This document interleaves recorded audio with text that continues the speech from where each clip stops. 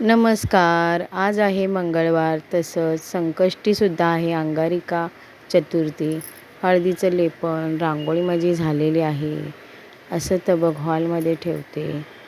गॅसच्या शेगडीची सुद्धा पूजा झालेली आहे. अन्नपूर्णा मातेचं स्मरण केलं. तसंच गणपती बाप्पांना अभिषेक वगैरे केला आणि अशी एक एक दुर्वाची काढी गणपती स्तोत्र म्हणून गणपतीवरती वाहिले. 108 वेळा गणपती स्तोत्र म्हटलं आणि असे मोदक बनवले. आज हळदीच्या पानावरती बनवले. आजचे मोदक हे स्वस्तिकीने स्पेशल बनवलेले आहेत.